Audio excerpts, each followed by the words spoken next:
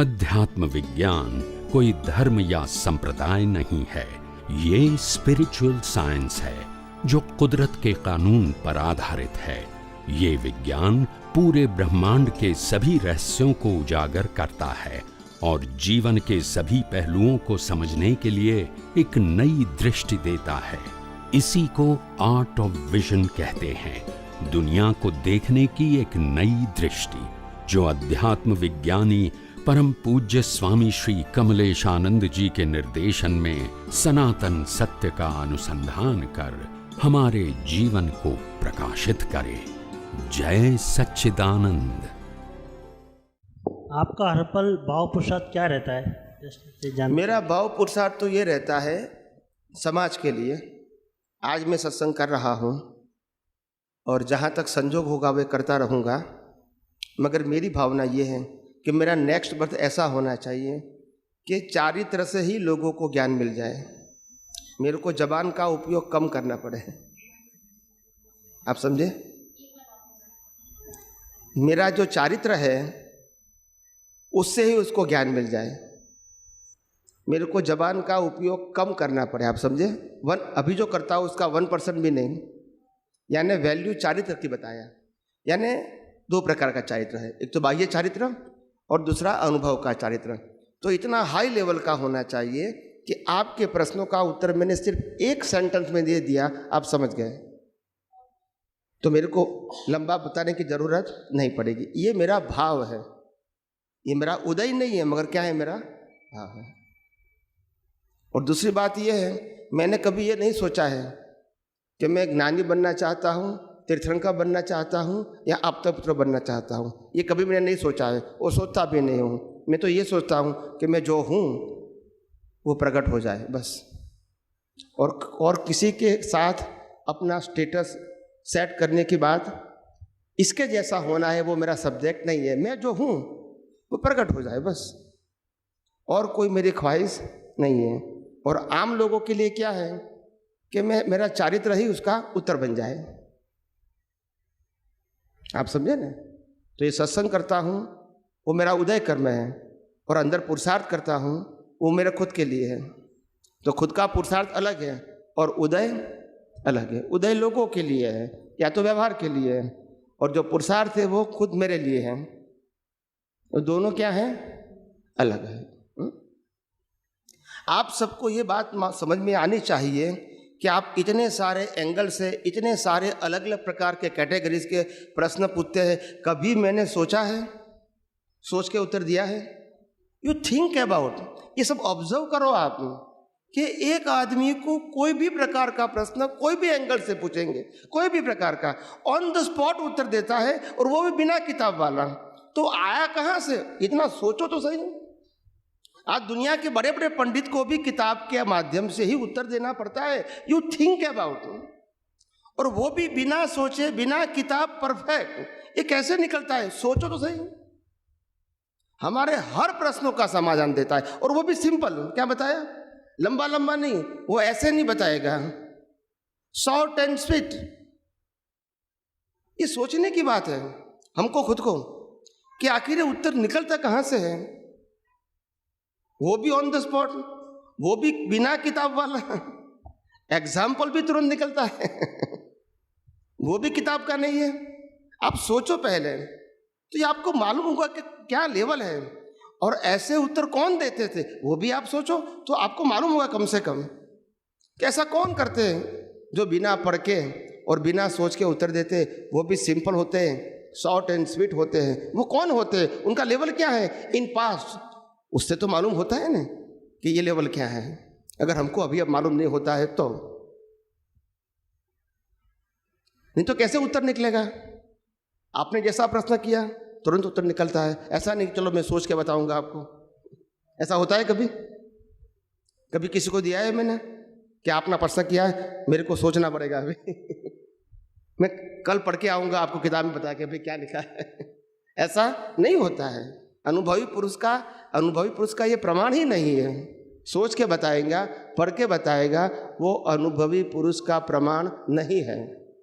चाहे वो कितना स्मार्ट क्यों नहीं है, मगर वो अनुभवी पुरुष का प्रमाण नहीं है। अनुभवी पुरुष की भाषा स्वयं होती है, अपने विजन से होती है, दर्शन से होती है और शॉर्ट एंड एग्जैक्ट होती है। क्या होती है? That's it. थोड़े शब्दों में ही समझ जाते हैं। और ये तो मैंने कहा ना, और मैं अवश्य कहता हूँ और ऐसा होगा ही 100%, मेरे को शक नहीं है कि दुनिया में ये विज्ञान के लिए लाखों करोड़ों लोग पागल हो जाएंगे इन फ्यूचर, अगर यह शरीर का अस्तित्व है या नहीं है। मगर विज्ञान का इतना पावर है कि विज्ञान सुन के लोग पागल हो जाएंगे। क्या ऐसा कोई साइंटिस्ट था जिन्होंने इस प्रकार के उत्तर दिए हैं बिना सोचे, बिना पढ़े? ऐसा भी हो सकता है, क्योंकि लोगों के लिए वो ड्रीम हो जाता है। क्या हो जाता है? स्वप्न हो जाता है। तो ऐसा होगा ही, क्योंकि विज्ञान के ऊपर मेरे को कॉन्फिडेंस है। किसके ऊपर है? इस शरीर के ऊपर नहीं, साइंस के ऊपर। दादा भगवान नहीं कहते थे कि 1958 में जो ये पूरा विज्ञान खुला हुआ, तो मेरे को खुद को भी ऐसा नहीं मालूम था कि इतना बड़ा साइंस खुला हो जाएगा। अपने आप हो गया है, क्योंकि मैच्योरिटी के आधार से हुआ ना, ये आज के पुरुषार्थ से नहीं हुआ है। ऐसे ये जो बता रहा हूँ मैं, ये अवतार का पुरुषार्थ नहीं है, वो पहले का पुरुषार्थ है, उसका ये फल है। ये क्वालिटी लेके आया हूँ, तभी तो मैंने कहा दादा भगवान is a opener for me, not creator. आप समझे ना? ओपनर है। क्रिएटर का मतलब क्या होता है? उन्होंने जो क्रिएट किया है वही मैं आपको बताऊंगा। ओपनर का मतलब क्या है? मेरे अंदर था, वो खुला करने के निमित्त बन गए। तो आज जो बताऊंगा वो क्या बताऊंगा? जो अंदर खुला हुआ है वो बताऊंगा। आप समझे? ने बोला कि आप भाव करते हैं अगले जन्म के लिए, मेरे चारित्र से ही सामने वालों को उत्तर मिल जाए, उसको थोड़ा समझाना मुझे। मेरा कहने का मतलब ये है कि मेरा ज्ञान, दर्शन और चारित्र बाहर का भी सहायक रहे और अंदर का भी हाई क्वालिटी का रहे। ये मेरी भावना है। मेरा अंदर का ज्ञान, दर्शन, चारित्र वो भी हाई क्वालिटी का। चारित्र का मतलब होता है वितरागता, अंदर का चारित्र। ज्ञान शुद्ध, दर्शन शुद्ध, चारित्र शुद्ध। चारित्र का मतलब वितरागता, और बाहर का चारित्र का मतलब होता है प्राप्त मन वचन काया से कोई भी जीव को किंचित मात्र भी दुख न हो, न हो, न हो। ये मेरा भाव है, मगर भाव रूपक में आना चाहिए, वो बाह्य चारित्र है। तो बाह्य चारित्र ऐसा होना चाहिए और अभ्यंतर चारित्र ऐसा होना चाहिए ताकि कम वर्ड से भी लोग समझ सके, या बिना उत्तर दिए भी वो समझ सके। हो सकता है, क्यों नहीं हो सकता है? नहीं क्यों हो सकता है? हाँ, करने से उत्तर मिल जाता है। ये व्यक्ति की जो क्वालिटी होती है ना, बिना शब्द समझ जाते हैं, लेकिन उत्तर बिना समझे, बिना उत्तर दिए समझ जाते हैं। उसमें भाषा की जरूरत नहीं है। वो समझने वाला है ना, वो इतना क्वालिफाइड होता है कि वो अपने आप संज्ञा से समझ जाते हैं कि वो क्या कहना चाहते हैं। उन्होंने प्रश्न किया, उत्तर नहीं देंगे, वो समझ जाएगा कि what is the meaning of this. वैसा नहीं कहेगा उत्तर क्यों नहीं दिया, नहीं, वो समझ जाएगा कि ये प्रश्न उत्तर के लिए लायक ही नहीं है। तो ये समझने वाले की डेवलपमेंट के ऊपर डिपेंड है। बिना उत्तर समझ जाते हैं, बिना उत्तर। यहां कितने महात्मा है, यहां भी सत्संग में भी, कि जो महात्माओं ने जो प्रकार का प्रश्न किया भी नहीं है और घर से सोच के फिर आया, अभी तो किया नहीं है, और जाते समय बोलते हैं मेरे को उत्तर मिल गया है।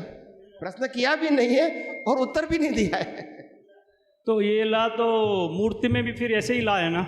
जैसे आपने बोला कि मैंने सामने से कुछ उत्तर दिया ही नहीं, सामने से मैंने अभी किसी मूर्ति को हाथ जोड़ा तो मेरे को वहाँ से उत्तर मिल गया, तो वो ला तो उसमें भी हो गया। फिर मतलब अभी आप बोल रहे हो कि नहीं, दूसरा एग्जाम्पल दिया, वो क्या है? मतलब जैसे आपने बोला कि भाई मेरा भाव ऐसा है कि मेरे को उत्तर देना ही नहीं पड़े, सामने वाला ऐसा ही समझ जाए। जब अब हम लोग मंदिर में जाते हैं, हाथ जोड़ते हैं, उससे कुछ प्रश्न करते हैं, तो वो ज्ञानी रहेगा तो उसको समझ में आ जाएगा उसका उत्तर भगवान। तो वो फिर सेम ही हो गया ना फिर मूर्ति में, और मतलब क्या हो? नहीं, मूर्ति से उत्तर मिलता है तो फिर नहीं, जो सामने वाला अगर इतना ज्ञानी रहेगा तो उसको तो, अभी हम लोग बोलते हैं कि हमारे को मूर्ति में कुछ नहीं मिलता।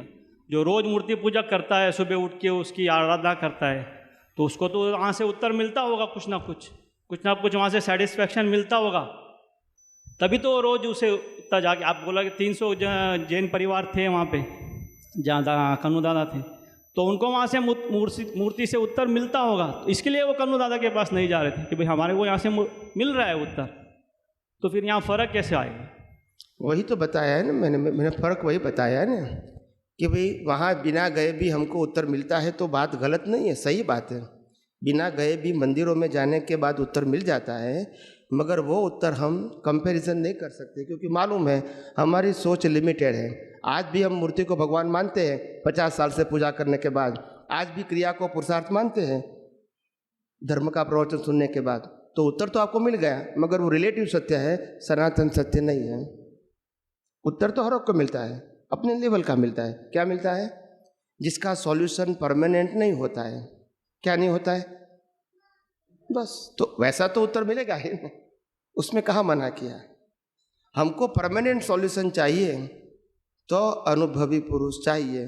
टेम्पररी सॉल्यूशन तो कहीं से भी मिल सकता, किताब में से भी मिल सकता है, ऐसा नहीं कि मूर्ति के पास, किताब में से भी मिल सकता है, या कोई अपना मित्र है समझ वाला तो वो भी दे सकता है, मगर वो टेम्पररी सॉल्यूशन है। क्या है? क्योंकि वो सनातन सत्य की बात ही नहीं करता, खुद नहीं जानता है, तो कैसे मिलेगा? मगर हाँ, टेम्पररी सॉल्यूशन मिल सकता है। यस, जय सच्चिदानंद। जय सच्चिदानंद। आपका भाव बहुत बढ़िया है कि मेरे को ऐसा भाव करूं कि ऐसे मेरे कर्म करूं कि नेक्स्ट बर्थ में मेरे को देख के ही किसी प्रश्नकर्ता को उत्तर मिल जाए और समाधान मिल जाए, उसको शांति हो जाए, आपको बोलने का भी नहीं आवे। बहुत अच्छी बात है। ऐसे मूर्ति नहीं कह रहा हूँ, मूर्तिवंत जीवित आत्मा का ऐसा उदाहरण भी है कि तीर्थंकरों की इस परिषद में जाते हैं, उनको पूछे बगैर ही उनको समझ में आ जावे, ऐसा होता है। बहुत होता है।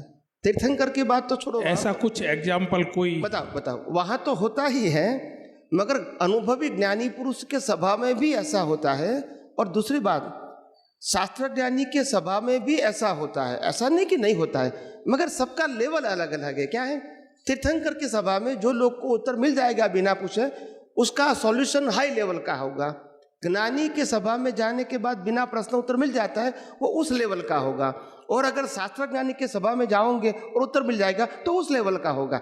ऐसा नहीं है कि शास्त्र ज्ञानी की सभा में जाने के बाद भी हमको बिना पूछे उत्तर नहीं मिलता है, मिलता है। प्रिंसिपल सबके लिए एक है, लेवल क्या होता है? अलग अलग होता है। जो तीर्थंकर के पास समाधान मिलेगा वो परमानेंट सॉल्यूशन होगा, फिर आपको सॉल्यूशन मांगने की जरूरत भी नहीं पड़ेगी। और अगर शास्त्र ज्ञानी के पास जाओगे तो सॉल्यूशन तो मिलेगा, मगर वो परमानेंट, आगे जाके आपको सॉल्यूशन ढूंढना पड़ेगा। तो सबका अपना अपना क्या है? लेवल है, गलत नहीं है। आप समझे ना? तो ये इम्पॉसिबल नहीं है, ये पॉसिबल है। नहीं, ऐसे कुछ इतिहास में या कुछ आपके ध्यान में हुए हाँ। कि उनकी वजह से उनके सामने गए और किसी ने प्रश्न नहीं रखा और वो व्यक्ति के प्रभाव से ही उसको समझ में आ गया हो, ऐसा कुछ है? बताओ मैं आपको। तो उसको देख के आपको भाव बने हैं, तो कोई आधार तो होगा भाव बनने का। हाँ, तो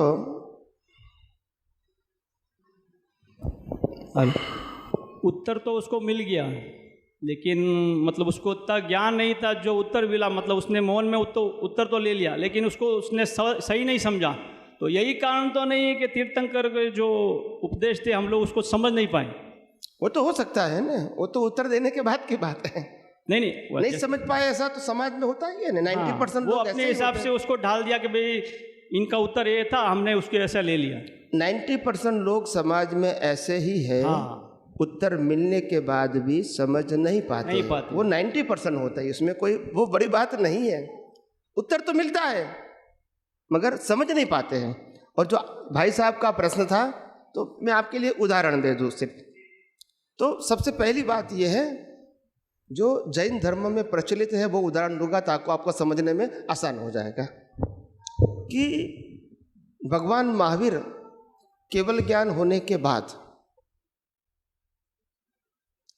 वो विचर रहे थे और देवी देवताओं ने भगवान के लिए समोवसरण बना दिया। अभी लोग आएंगे, प्रश्न पूछेंगे तो उत्तर देंगे। तो गौतम स्वामी हालांकि बहुत पॉपुलर थे, बहुत लर्नेड थे, सभी वेदांतों का ज्ञान इनको कंठस्थ था। क्या था?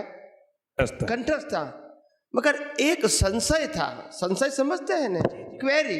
ऐसा नहीं है कि वो नहीं समझते थे, मगर सॉल्यूशन नहीं था उनके पास। ऐसा हो भी सकता है, नहीं भी हो सकता है, मतलब वो कन्फ्यूजन थे। वो भगवान के पास गए तो पहले भगवान ने तो उसको नाम से बुलाया, हे गौतम आप हमारे सभा में आइए। तो उसको पहले लगा ये मेरा नाम कैसे जानते हैं, हम तो पहली बार मिले। फिर गौतम को लगा हो सकता है क्योंकि मैं तो बहुत बड़ा आदमी हूँ तो लोग मेरे को तो जानेगा नहीं, मैं उनको नहीं जानता हूँ, वो तो मेरे को जानेगा, मैं बड़ा आदमी हूँ। वो अपने आप में होता है ना अहंकार। बराबर। फिर धीरे धीरे भगवान ने कहा कि हे गौतम तुम्हारे मन में ये शंका है और शंका का ये उत्तर है। तो उनको लगा मेरे मन की शंका उसको कैसे मालूम हो गई। उसका उत्तर भी दे दिया उन्होंने और समाधान भी हो गया। क्या बताया? सिंपल सेंटेंस में आपका ये पजल है और इसका ये सॉल्यूशन है, वन सेंटेंस। हालांकि वो मेघा भी तो था ही, वो बुद्धि से तो मेघा भी था ही, और इसीलिए उसकी क्वालिफिकेशन में कोई कमी नहीं थी। तो भगवान ने एक ही प्रश्न का एक ही सेंटेंस में उत्तर दिया, उसको समाधान हो गया, वो अपने शिष्यों के साथ समर्पित हो गया। ये जो जैन समाज में जो एग्जाम्पल है, तो ऐसे तो बहुत सारे हैं और आचार्य तीर्थंकर और भगवंतों के पास भी है, आज भी ऐसा होता है। तो तीर्थंकर के अलावा साधारण केवली या साधारण पुरुष को भी ये महारत हासिल हो जाती है, ये अभ्यास से हो जाता है। केवल ज्ञानी को ज्यादातर प्रश्न और उत्तर देना का संजोग नहीं होता है। साधारण केवली को नहीं होता है। कोई पर्सनली इसको पूछ ले, प्रश्न उत्तर दे दे, वो एक अलग बात है। नहीं, प्रश्न पूछे तो उत्तर तो साधारण केवली तो वही देगा, दे सकते हैं, मगर सेम ही देगा। मगर उनके लिए माहौल नहीं होता है ऐसा। तीर्थंकर भगवान का जो माहौल होता है देशना देने का, उनके लिए वो माहौल नहीं होता है, क्योंकि वो उदय कर्म नहीं। ऐसा नहीं कि वो कमजोर है, उदय कर्म नहीं है तो क्या करूँगे, ये समूह आसन में बनता है तो वो उदय कर्म है, इसमें महावीर की कोई स्पेशलिटी नहीं है। तो बिना आप देखो कि कृष्ण भगवान और राम दोनों भी समर्थ है कि नहीं, ज्ञान की बात करता हूँ, तो दोनों में अपनी जीवन में कभी 25 व्यक्तियों के सामने प्रवचन क्यों नहीं किया? क्या वो उसकी वीकनेस थी? क्या उदय कर्म नहीं था? बस तो सिंपल बात है। इसीलिए कैपेबल होना और उदय कर्म होना ये दोनों अलग बात है। मैं शक्तिशाली हूं मगर सुनने वाला कोई नहीं है तो मैं क्या कर सकता हूं? ये मेरे हाथ में। मेरा अनुभव करना वो मेरे हाथ में, मगर किसी को बताना वो मेरे हाथ में। इसके लिए संजोग चाहिए और संजोग में नहीं बना सकता हूं। Created by the nature as per the law of nature. Swami ji, आपका जो भाव है बहुत उच्च कक्षा का है, बहुत अच्छा, मैं उसको दिल से मानता हूँ कि सामने वाले को बिना उत्तर दिए उसको समाधान मिल जाए, बहुत ऊंची कक्षा का काम है। तो ऐसा होना संभव मतलब किस वजह से, या ये पुण्य आप इकट्ठे करेंगे उस वजह से इसका प्रभाव पड़ेगा? इस जन्म में आप पुण्य इकट्ठे करेंगे तो ये चीज़ आपका बाप फलीभूत होगा, फल में आएगा। पुण्य की कैटेगरी तो 6 कम है, मगर ज्ञान दर्शन चारित्र की कैटेगरी बहुत हाई हो जाएगी। नहीं, अभी का पुण्य तो क्या है, स्थूल बात है, पाप पुण्य और पुण्य से संजोग मिला है, मगर मेरी क्वालिटी हाई बनना जरूरी है, तभी उसको उत्तर मिलेगा। वो पुण्य अभी आप इकट्ठे कर रहे हैं, उसी से तो वो फल में मिला आएगा, आपको उस टाइम आपके देखते ही उसको समाधान मिले। ये पुण्य भी तो सहायक बनेंगे। इसीलिए अगर इसको पुण्य कहना है तो ऐसा कह सकते हो कि मोक्ष मार्ग के लिए लायक और सहायक पुण्य हो सकता है, ये भौतिक के लिए नहीं हो सकता। नहीं, मोक्ष में लायक हो, बराबर वो हो सकता है, वो सहयोग करेंगे। और मेरी सोच भी यही है कि मैं अभी जिस प्रकार से मेरा जीवन बीता हुआ है और बीत रहा है, ये मेरी ख्वाहिश नहीं है, मेरा हिसाब है, उदय कर्म है, मगर ये मेरी ख्वाहिश नहीं है। मेरी ख्वाहिश तो सिंपल जीवन जीना, बहुत कम बोलना और अपने चारित्र को, अपने ज्ञान को, अपने दर्शन को पूर्ण रूप में प्रकट करना, ये मेरी भावना है खुद के लिए। और दूसरों के लिए जो व्यक्ति निमित्त मिले इसको सही गाइड करना और कम शब्दों में वो समझ जाए तो आसान है। बाकी गुरु बनना, शिष्य बनाना, संस्था बनाना, मंदिर बनाना, सबको इकट्ठा करना, माहौल बनाना, ये मेरा सब्जेक्ट आज भी नहीं है और नेक्स्ट बर्थ में भी नहीं रहेगा। बराबर। आप समझे ना? आते हैं प्रेम से, अच्छी बात है, नहीं आते हैं तो भी वही प्रेम है। और कई लोगों को कहता हूँ कि तुमको कहाँ पसंद है, बोला स्वामी जी मेरे को वहाँ पसंद है। तो बोला बोला आप वहाँ जाओ, आपको संतोष होता है कि नहीं, तो आप वहाँ जाओ ना, मेरे को कोई तकलीफ नहीं है। आप कहीं भी जाने के लिए स्वतंत्र हो, क्या है। और मैं स्वतंत्रता इसीलिए आपको देता हूँ क्योंकि मैं स्वतंत्र रहना चाहता हूँ।